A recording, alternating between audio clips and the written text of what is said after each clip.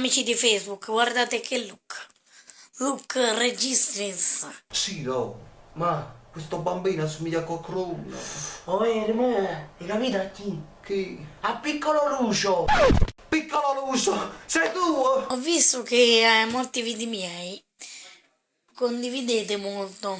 No, condividiamo, no, quando mai? No, ti sei sbagliato secondo me, vedi che ti sei sbagliato, sarà capitato qualche condivisione così, ma ti sei sbagliato. E oggi voglio condividere con voi questo video.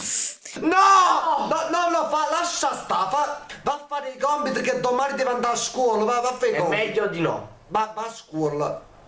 Titi. Ho avuto una storia magica ma poi finita perché È finita. Perché?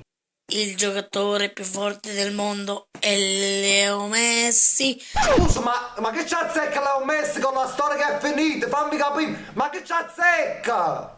Titi. Leo Messi è il calciatore più forte del mondo senza togliere niente a Cristiano Ronaldo. Tigidi. Cristiano Ronaldo l'anno scorso ha vinto il pallone d'oro e Messi non lo vince da 3 anni. Cazzo se ne fotte a noi?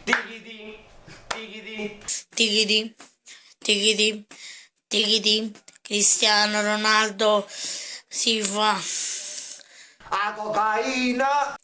come dire, A marijuana. Cristiano Ronaldo ha vinto il pallone d'oro e Messi gli ha detto: lo sai che quest'anno lo volevo vincere anche io. Senti, se ci fai caso, si sta rompendo il letto, alzati, stai scassando tutte le molle. Muoviti! Tigidi.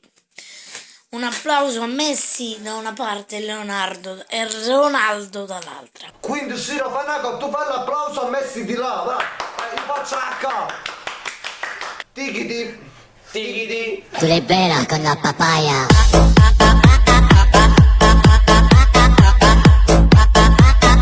No digáis nada, no os entendería.